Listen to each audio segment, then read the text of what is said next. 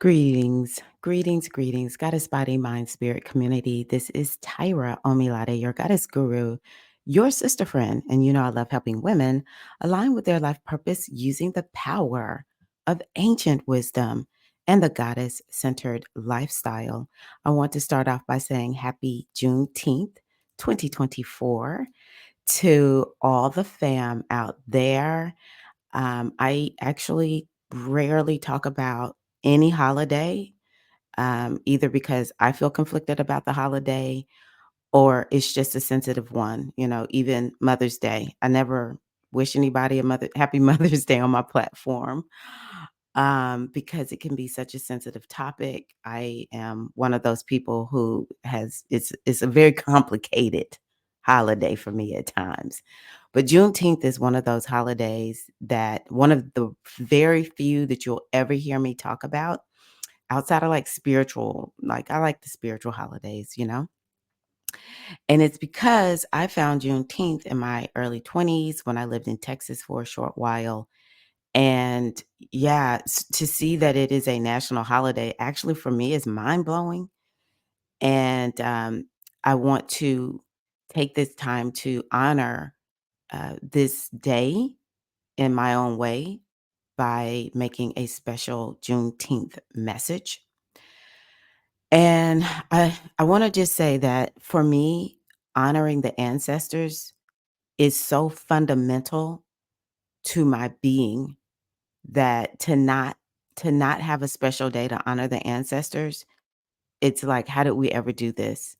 I'm grateful for Dr. King Day to me, even though it's honoring his legacy, that is another day where we get to take time to honor African American ancestors, Juneteenth, African American ancestors, uh, just such a discredited group of people for a number of reasons. And so, yeah, we have to understand, and I'm going to talk a little bit about why ancestors are so important. In my view, not only to African Americans, but diasporic Africans. I consider all of us who look Black, we got ancestors that come from Africa, okay? No matter where we are, no matter what our language looks like. If we're in the diaspora and we transcend from people who left Africa, especially the ones who were stolen from Africa, then this message applies to you too. The importance of honoring the ancestors is tantamount to our healing of the rupture that happened in our lineage and our people. And I do wanna just add that, because I need this to be very clear, I'm a Pan-African, been a Pan-African for, it's whenever I started learning about Marcus Garvey in my early 20s, Pan-African. I love Afro people, here for all of us. Um, and today I am going to talk about the Afro people who I know the best, me and my people, African Americans, just a little bit about me. I am born to people born in Mississippi. My parents are from Vicksburg, Mississippi. You do not get more Southern than me. um, though I was born in Alaska, my dad was in the military. That gave me an opportunity to not just be locked into Mississippi culture, but we landed back there when I was 7. So I am firmly and fully African American from South USA because we are culturally different in some regards here in the United States also. It just all depends on where you were raised up. Now, my father has people out of Louisiana, and it is that part of my culture that I think there has to be something there that has led me into what I call my gumbo spirituality. Gumbo spirituality is what I believe is what makes African Americans so unique. Our culture got so stripped from us in terms of like being able to experience it consciously every day. It was in us because we did express it. but it got so ripped from us that we've been having to just make up a whole new, well, I've heard people call it new Africans, just step into being completely and totally a new version of Africans.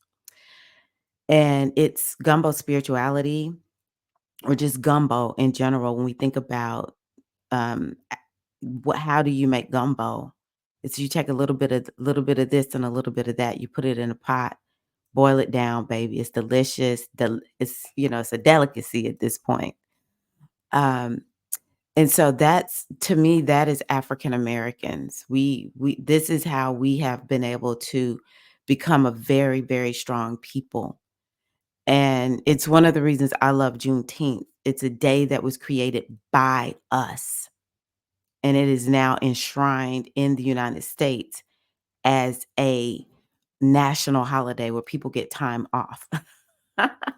Ah. Anywho, I descend from Louisiana people also, and we have our own type of spirituality down there. I was not privy to it as a child, but I know that it has influenced who I am and what I am. And so, what I want to talk about today is the importance of tapping into the power of Afro spirituality, especially when it comes to the ancestors. To me, this is an ancestral holiday. And for again, foundational. So I want to just kind of speak to those right now who don't understand why in the world would anybody turn and go back to an African spiritual tradition. It is because of the rupture that we experienced. We can literally feel it in our bodies. And though I appreciate the culture that my people have created in all the variations, because we're not a monolith, we all have our own way of experiencing African American culture. And there are so many of us who feel that space, who know we got the ancestors. We know they exist because I'm here, but we have no idea of who they are. Cool believe it's a whole bunch of people with other ancestral lineages, and they don't know nothing about their ancestors either. We just, in general, have lost the importance of connecting with the ancestors. But um, why would we do this? Well, we feel that space. And in my studies and just my growth and my evolution as somebody who is initiated, and just to let you know, I had a call as a little girl, like, I just feel different spiritually. I remember feeling like there was somebody talking to me, but I didn't realize it was the ancestors. And just as I got older, I got more and more curious. Who were my ancestors, especially spiritually, before the transatlantic slave trade? And, I loved, being a part of the Black church. I was a part of the Black church. I was a part of the Catholic church. I was part of the Black Catholic church. And as I got older, I just kind of felt like I need church to be culturally, it needs to represent me culturally. But there always just seemed to be something off for me when it came to Christianity. Although I really was Christian, it was like this is my spiritual walk. This is what I do. I went to church, I've tithed, I, learned so much about the teachings and applied them. But, when you have a destiny that is calling you to something else, you will never be comfortable where you're not supposed to be. And so I want to just preface this with saying I never, ever will bash Christianity. You will never hear me do this. I'll never forget. Um, an African priest said to us, young people, as we were learning about Afro spirituality, you can't dog Christianity. He said, don't do that while I'm here. My mama was a Christian. She was a good Christian woman. You ain't going to dog Christianity. And I thought, that's good. Because that is a part of, as I am gumbo, I embrace Christianity as a part of my ancestral lineage because my mama was a Christian. I'm married to a Christian, and it is the religion that got us to where we are. So many of us, not all of us were raised up in the church, but a lot of African Americans were. So this is not that. But when I decided I got to answer this call, I found Ifa. I want to say it started with Queen Afua, then Iyanla Van Sant, meeting some people who were studying, they were just in college. This is, to me, one of the good reasons for going to college. Um, Even though I believe in get a scholarship or go to the college that charges you the least amount of money. But yeah, I met Kanumi from California. He had this book about Ifa. I remember David and Tasha, they were like super black. And I don't really remember how much we got into spirituality, but I know we were very Afro. I was around, even my husband, just all of us were very pro black. I went to Spelman College and, you learn about history. For me, I learned about history there. It was a cultural experience. And it was just like this deepening of me wanting to know more. And I got to a point where I was like, we're learning everything about the culture but the religion. And I just decided one day, this thing is calling me. I'm taking a leap. And that's when I jumped into the Ifa spiritual tradition. It's out of Nigeria. There's other cultures that I think we could attribute it to, but it's just easier to say Nigeria. And so that's where all of this started for me. Many of you have heard me talk about when my mother passed. That's really when this connection to the ancestors started becoming stronger for me. So in my studies around, just into the spirituality of Africa, I began to hear the Babalawos, which are the male priests. There are three in particular whose names I want to give credit to. My teacher, Baba G, Baba Kolioso, um, and then Baba Shango Dari. He might go by a different name, but Gan Philosophy, Gan Philosophy, and Baba Obafemi of OIDSI. They are the three who I heard say this. And maybe Baba G sent me something else. So I can't give credit to whatever this thing was he had me read. But he talked about how African Afros here in the diaspora, especially here in the United States, we have to work with the ancestors because of the rupture that happened with the transatlantic slave trade. And I also think that it's connected to the colonizing of Africa has turned a lot of the continent away from, their the spirituality that was born right there. And I believe that we over here in the diaspora were meant to keep it alive. And of course, we've got to give credit to the brothers and sisters in the Caribbean because, and, I'll even say South America because of Brazil, because Africans came and for whatever reason, this version of spirituality is what really took root there. And it's because of our exposure to the Caribbean that we were like, hey, wait a minute, what is this? And those who were raised up with these traditions in Cuba and Trinidad and Brazil, Puerto Rico, bringing that spiritual tradition here. I even want to honor the tradition of Rastafarianism in Jamaica. There was so many ways that those of us whose ancestors were brought here, we kept this thing alive or they kept it alive so that once we got to this point where it's like, oh, wait a minute, I hear a call, we had a reference point that we could go to, right? So beautiful. And those of us here in the United States, we have our own special calling. and it is the calling of the ancestors, because our people, we cannot heal until we heal our ancestral lineage.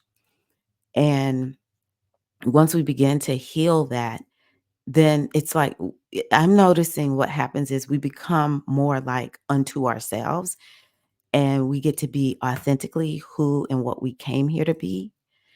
And we just get to be people who come here, and it's not all about healing trauma. But, come on, please let us embrace this. If you are human, you're going to have to heal trauma. Okay? It's just what it means to be human. Part of the human trajectory is there's going to be trauma that must be healed.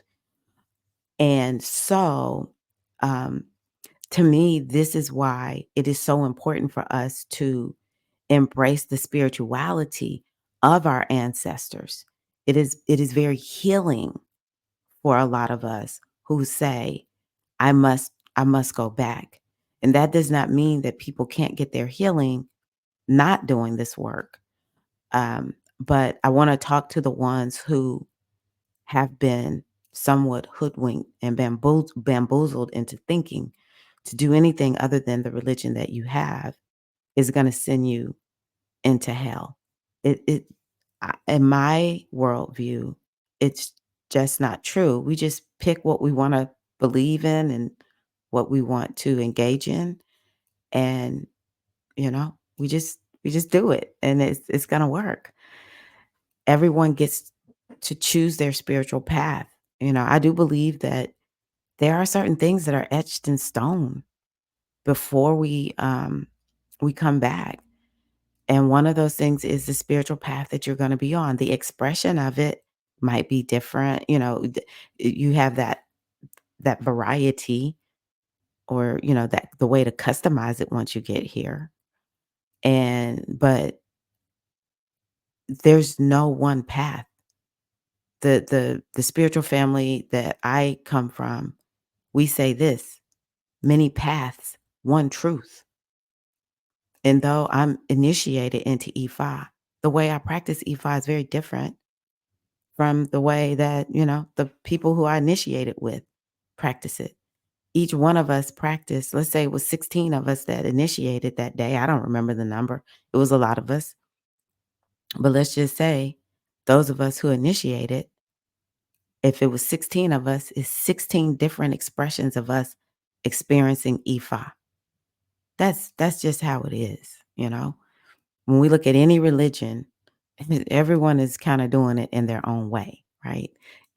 That's it. So, I do believe that spiritual paths are, you know, that's on our agenda before we descend from the ancestral realm and come here into our mother's womb.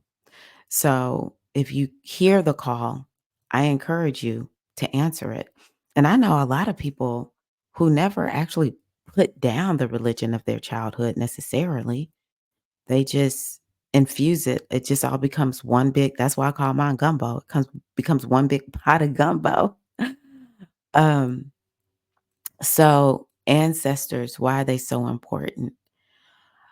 Outside of the need for us to heal our ancestral lineage so that we can just actualize ourselves and live what I consider to be non-traumatic. Oh, boom. Okay. The ancestors want me to tell y'all this. We want to live lives that's not just based around trauma, right? We want to live lives where we get to honor our ancestors and just make the most of life. Most of the women I work with are just like, I want to live the life of my dreams. And so, yeah, it takes us doing some ancestral healing and working with the ancestors. So, what the ancestors want me to tell y'all is what they told me. So, first and foremost, they are not weak. They were not weak. This was very powerful spirits to be able to endure that transatlantic slave trade. Now, these same Babalaos that I mentioned earlier, especially Baba Shangadari and Baba Obafemi, they're like, what happened that the ancestors would allow that transatlantic slave trade? to occur? I was like, that's a very good question. What did happen? There was a plan of some sort. I don't know the full answer, but what I will say is the ancestors told me years ago, you sit up here, you talking about how you victimized your ancestors were. We were not victims. Okay. Being trafficked it will victimize you. It will mess up that nervous system, which is what we're going to talk about. How we going to regulate this nervous system of our ancestors, which is going to regulate our nervous system. It's stuff that I'm learning about, like healing from the inside out. So they said we were very powerful, wise souls to be able to get on those ships or be forced on them, cross that Atlantic River, and land on all these different lands in the Americas. All right. They were like, we were no punks. And I mean that, like we weren't scared. I want to make that may not have been the best word to use. I do my best to make sure I'm appropriate. We weren't weak. That's what I mean. Um, and we did what we did for you. And so you're gonna put some respect on our names by standing your butt up, going out there, showing up and doing whatever it is that you were put here on this earth to do. Do we have it clear? Are we making ourselves clear? I was like, whoa. And so that is a message that I really want to offer to you all that, you know, part of the reason we work with the ancestors is because we stand on the shoulders of a very strong people. And one of the things that I love about ancestral reverence is, as it is taught to me in Ifa, the very first energies that we can work with that will get us results in our lives is, in fact, the ancestors, because the ancestors have a vested interest in you, in me, because I subscribe to reincarnation. We're going to be coming back. They're like, man, I got to help get this part straight right here because, it's like I got something to do when I come back and I got to make sure she's good, he's good, they're good, whatever they're doing in their lives so that, because I'm going to be carrying on that part of the lineage. And they could have been the ones that kind of got it started. They left. And then the next one was supposed to pick up the lineage and keep it going. Like the ancestors have a vested interest in who we are and what we do because we do reincarnate. Okay. So it's important for us to understand that we need to reach out. We need to work with our ancestors because they want to work with us. I often imagine ancestors sitting in a room around us on a couch, on the chairs, just kick back like she need help, but she won't ask. We can only help her when her life is really on the line. Who would not want that kind of help? You know what I mean? And once you try the ancestors, it's like there's no question. I know for a fact these ancestors is real. They here helping a sister out. All right. So yeah, we need to heal our ancestors in order to step into our power. And we need to think about this ancestral lineage because if we understand how powerful they are to be able to endure all of that, live that, specifically for us here in the United States, people act like white folk freed us. White folk didn't free us. We fought to get freed. All right. We maybe worked, in tandem with them, but white folk didn't free us. You cannot just oppress the human spirit and it lays down. Please honor our ancestors by every day taking time to learn something new about an ancestor. And we will hear, I posted one the other day about this ancestor was like, I got to get out of here. So much so, I'm getting in a box and shipping myself from the South to the North. I might die, but I'm shipping myself on this box in this box. Bad Mama Jamma. It was a male, but still, my mama would say, "Bad Mama Jamma."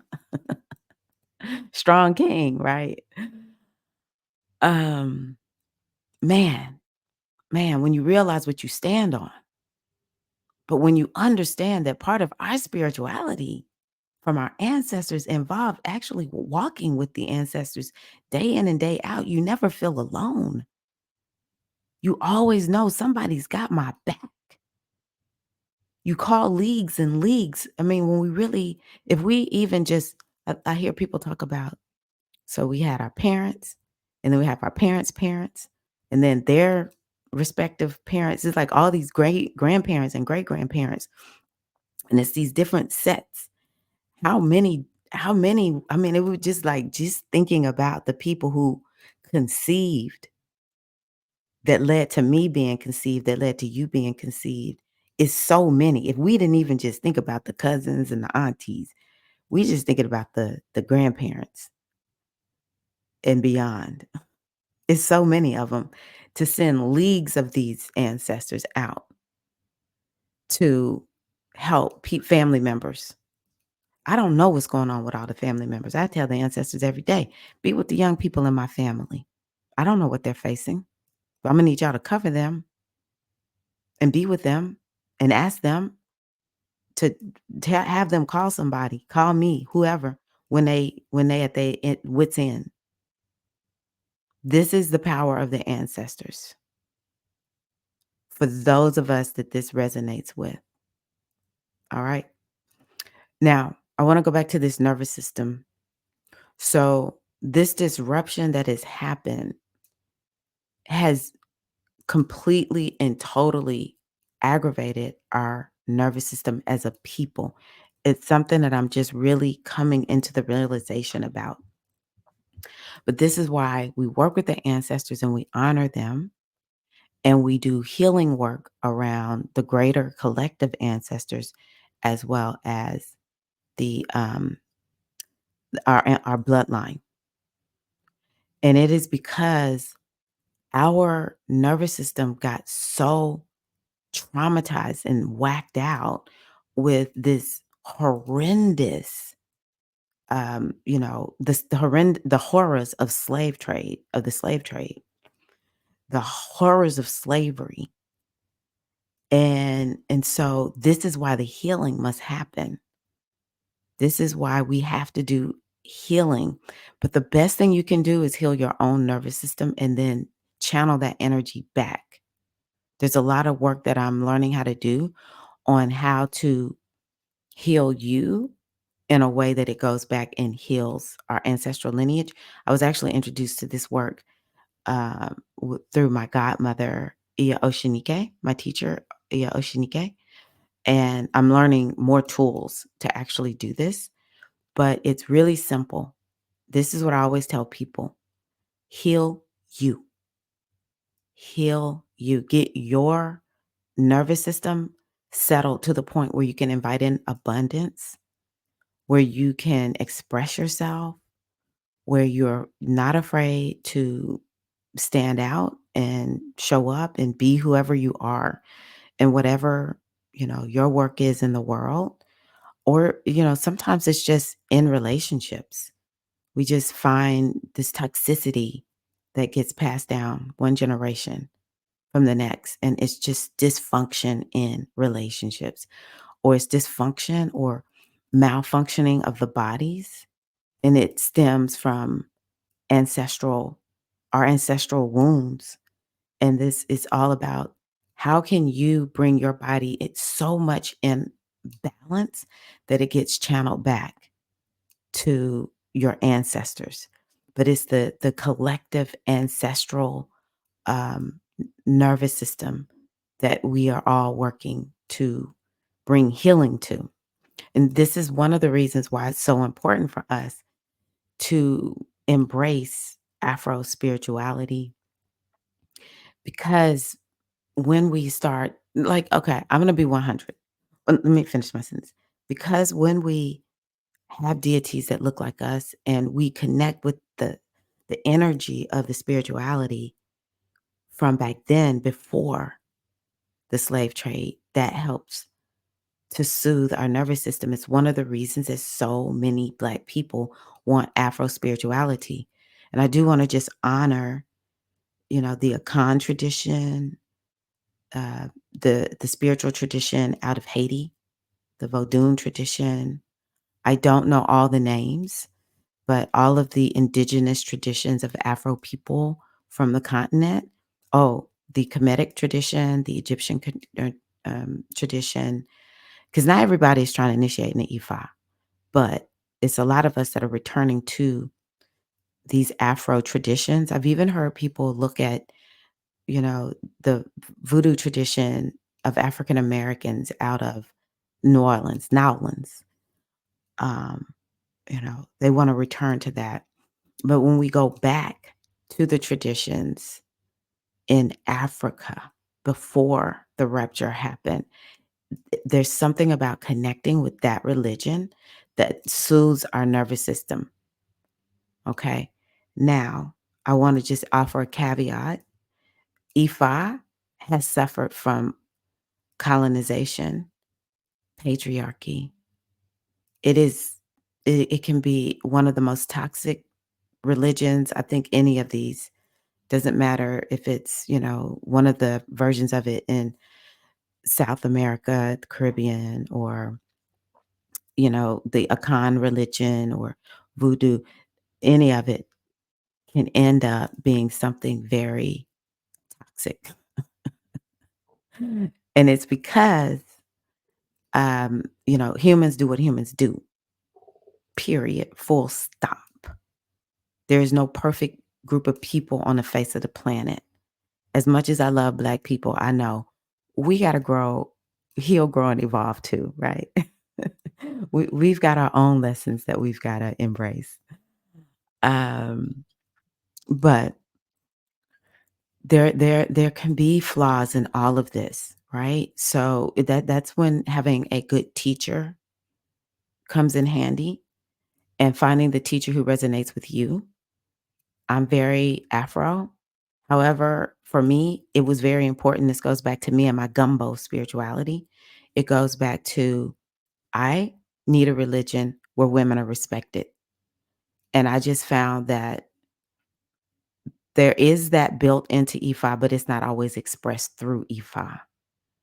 Ifa is perfect, but the expression of it through people, it can be one where the men dominate. And it used to be there was a lot of stuff men could do, women couldn't do. There's been people that kind of get excommunicated and stuff like that because they were like, no, we're going to give the women power, you know? But I guess you could say the closest thing I would relate to what I do out of that tradition would be the Aj, the Iyami tradition, which is more of like, that's the feminine part of that tradition. It's like it was taken out of it and brought over so that you don't necessarily initiate an Ifa, but those energies, I call them the ancient mothers, those energies were like, we need more women to be here. We need more women to be walking in their power. I can't be a part of a religion that doesn't have some expression of the supreme deity being she. It's just who I am. But I started out with Ifa. I love the goddesses. That was satisfying. I love the Afro part of it. And it was so healing. It was like if I did not initiate into that tradition, I would be so lost. It brought so much healing and continues to bring so much healing to me. I love, love, love Afro spirituality. And in it bringing healing to me, I've been able to heal so much of my ancestral lineage. Um, and I feel like my children have a very strong lineage to stand on. And my husband has his version of this because he descends from pastors. His grandfather was a pastor. His father was a pastor. He's a pastor. And I never knew his grandfather, but I know him and his father, very pro-Black people. And so we all get to have these beautiful traditions and expressions of them. But anywho, um, this is part of the reason why I want to just encourage people, if you need to jump on over. You're gonna be fine. You will bring healing to your ancestral lineage. You'll bring healing to you first, and then you'll bring healing to your ancestral lineage. And it doesn't have to be any particular way. I sometimes kind of feel like the more you can just allow spirit to lead you, the less confused you're going to be. That's what I find. It's why I love my goddess tradition. It's just kind of like no rules. All I have to do is listen to, my inner guidance, and yeah, yeah, the healing. So today we honor the African American tradition as expressed through this beautiful holiday, Juneteenth. We celebrate our, you know, un our unending pursuit for liberation and the ability to just gumboize anything, you know, to take nothing, to have nothing and create something from it. That is the beauty of the people, the Africans of which I transcend, African Americans. And though the word got to several groups of people, there's Juneteenth, and I really want to honor August the 8th in Clarksville, Tennessee. Or in Tennessee, it's a big day. We were not, Juneteenth isn't the only date, but it is the one that represents what happened for a lot of people. We got the message late, and what do we do, baby? We celebrated. We celebrated. They celebrated down in Texas until all of us woke up. All of us woke up, and now we all get to celebrate this day to honor our ancestors who said we will not stop fighting for our freedom, because there's future generations that are depending on what we're doing today. We're going to keep fighting. It's not natural to be enslaved to another man, another woman, another person. You kidding me? This ain't natural. This ain't normal. And the kind of enslavement they had, baby, that ain't natural. So we give thanks. We give thanks that the ancestors thought enough to be like, oh, heck to the no. That the ancestors thought enough to say, you know what? I'm going to figure out how to make a living out of what I do. Some made very little money and lived in poverty, but doggone it, they woke up every day and they did what they could. They made the most of what they had, and we honor those ancestors. We don't give enough credit to the ones that just lived and did the best they could in a country that hated them. We honor the ancestors that jumped off off those ships and said, nah, bruh. I got to be free to the point where I'm jumping. We honor all the ancestors. We honor the ones who were like, you know what? I'm going to come up with this idea. This idea just came to me. Black Inventions Museum, look it up. Brother Khalid, I can't think of his last name, or wherever you can find Black inventions. Think about all the museums that are in this country that honor Black people. Music. We have the big one, the Smithsonian in DC. Music, all kinds of art.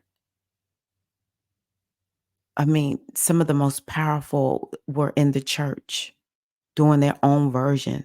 Think AME, CME.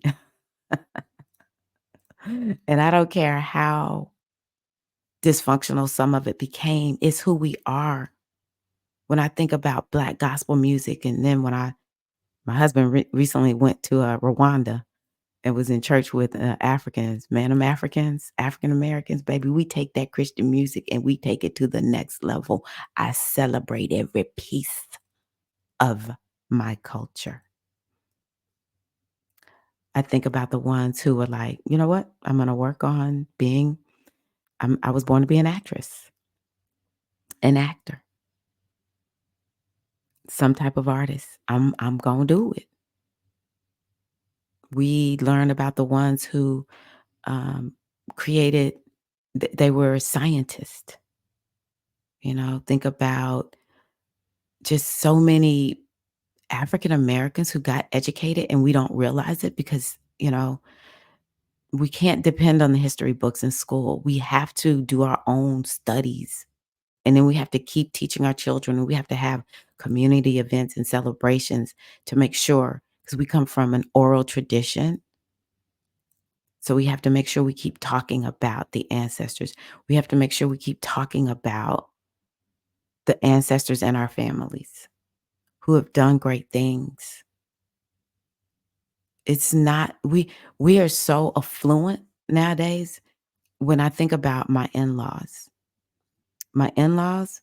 both had degrees. Now my mother-in-law got hers earlier in life, her first one. Was she the first? Of her siblings, I don't know if any of the other siblings had degrees. And she even had a master's degree. My father-in-law was in the military, and, even just his experience in the military, he golfed in the military. He was like, that was his job.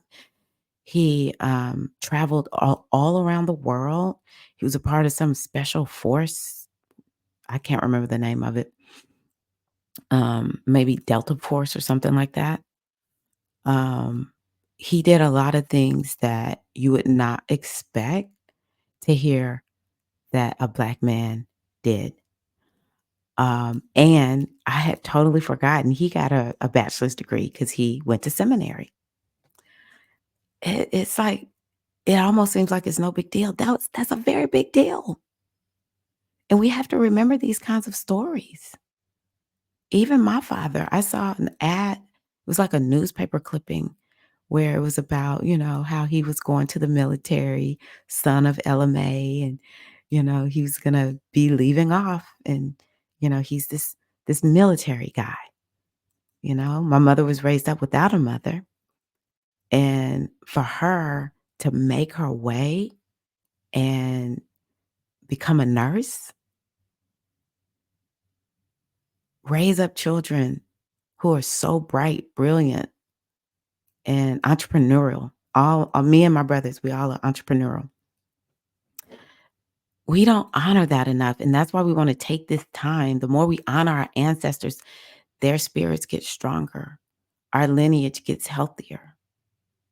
And I know we have a lot of toxic, people in our families, but we still must do the work. We still must remember. And for those of us who remember the spirituality, to me, it helps to usher in. First of all, it helps to complete it. Like, why am I going to be studying all this stuff about Africa, but I'm not looking at the spiritual system? Because let me tell you, baby, who are we without our spirituality, right? Like a culture that has a spiritual piece to it, you can't separate the spirituality out because it doesn't line up with what, people are saying is the right spirituality. You can't separate it.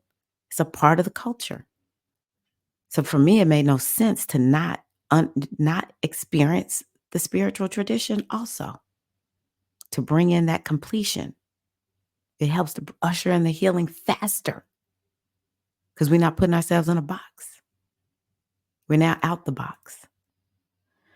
And it helps to, heal all aspects of our people. Doesn't matter if you're my blood or not, you know? So, yeah, celebrating Juneteenth by saying, yeah, let's do this. Honor your ancestors, light those candles, dance. For some of your ancestors, you might need to cry. I want to tell you this one last little bit. Priestess Serene. Uh, Serene Rivers on YouTube. She makes music. I had her come in and talk to the initiates in my program one time, my initiation that I lead, and she fascinated me. She completely and totally made me like, you know what? It's certain things that is just okay. A lot of people are afraid to work with ancestors because they're like, oh, I'm scared. I'm going to call in a dark spirit. Well, we do that by saying, I'm calling on the ancestors of light, okay, which is really who you want to work with the most. However, we always, always honor the dark deceased ancestors, the ones that are stuck, the ones that did not live a life of honor. Because when we honor our ancestors, they ascend. Their souls get to grow and evolve. We help them to get to that point where they can escape the wheel of reincarnation. So we have to cry for them. Like when you cry and you miss your ancestor, oh, I miss them so much. It helps their soul to evolve, right? Um, and so, and like the dark ones ain't never gonna grow and evolve if we don't help them. So what we say to them is, I send you light and love. Oh, wait a minute. Dr. Cease, you can't stay here. You got to leave. I send you on your way with light and love towards your healing. But let me tell you what Serene said. Serene was like, I got all kinds of dysfunctional relatives, but she had no fear of them. She was like, she was like, one uncle showed up at her graduation and, he was drunk, gave her a bouquet of flowers. That was the best he could do. Oh my God, that was so beautiful to me. I was like, that is so true. It's like our ancestors experienced a rupture that was so great that even there's beauty even in the trauma. And can we honor that in them? Can we honor the beauty that is there despite, right? So, yeah, we just keep doing this work. We keep talking about it and we keep honoring them. And we usher their energy into these United States of America to continue to help us to liberate ourselves and to help our children to remember them also, so that we can continue to be able to come here and just be able to live. I want to also honor all of the activists. I was trying to make sure I name people who we don't typically hear, but we definitely want to think about reading the stories of all the activism. They're the ones whose names we know. And then there's the names of people like maybe it was your great grandmama who got on that bus. Maybe it was your grandmother who fed the children, or your great grandfather whose church hosted, some type of activism type of work. So we want to definitely make sure we are reading about studying and honoring the ancestors. And we call in this energy right now, the ancestors, amplifying the energy, bringing healing to this land. I'm going to even offer that these Afro ancestors of light and power and healing understand that everybody comes from Africa.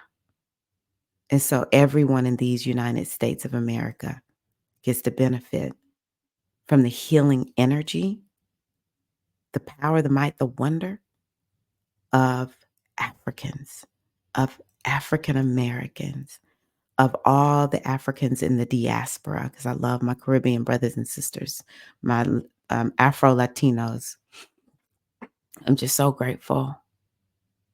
I am so grateful. We give you thanks, ancestors. And just like Maya Angelou said, we know, ancestors, that you walk with us when we walk into that job interview, when we seek to launch our business, go get that education, when we seek to be in a relationship with somebody. We know that you're leading, guiding, and directing our footsteps. Because I can tell y'all right here, right now, I know for a fact that ancestors that are the reason that I have a long marriage. My ancestors and my husband's ancestors, they were like, y'all gonna work this out. Rough times, work it out. Y'all gonna get healed up and y'all gonna stay together. And we're gonna show you how to do it. Give you thanks, give you thanks, give you thanks. Happy Juneteenth, 2024. Enjoy. Thank you for being here. Peace and love.